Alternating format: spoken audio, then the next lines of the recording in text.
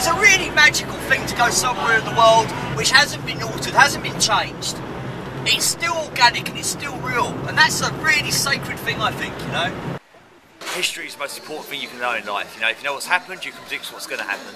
My name's Rob Salmon, I'm with Cape Convoy Tours. I'm a bit like Rain Man, you know. If it interests me, then I absorb it and I'll never forget it. Went over to London and I got a job in London as a tour guide for 6 months, and I enjoyed it, but I had more of a passion, I think, for the Cape and the Peninsula. From that building, you're going to walk up the stairs, you're going to get to Cape Point, and you're going to see the magnificence. If you lived 1,000 lifetimes in 1,000 walks, you'd never get anywhere as close as that.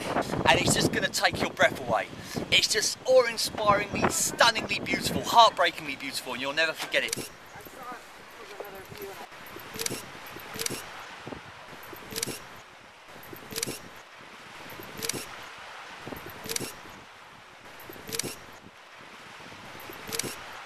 I was much more interested in the explorers and the pioneers who left Britain than probably where they come from.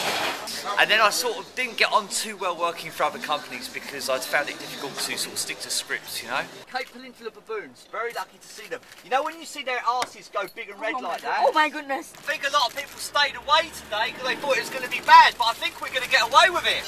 Right, these aren't the best South Africans, so this isn't a personality contest, but the 3 most interesting: Cecil John Rhodes, because he's an achiever and he got things done. And it doesn't matter what you think about him, that guy got things done. He achieved more in 49 years than most people do in 49 lifetimes.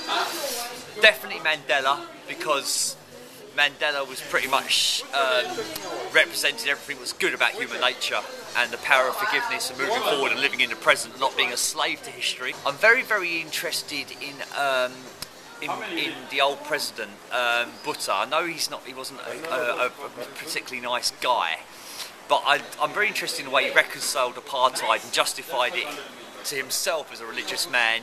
I'm very interested in the fact his stubbornness, how he sort of opposed the rest of the world when they were all against him. I think I'm quite actually attracted to controversial, difficult characters rather than the cliche good guys.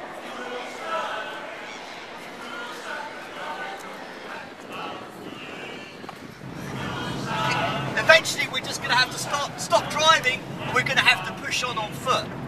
And you guys are going to stand at the end of Africa and it's going to live long in the memory. You're going to remember it for the rest of your days.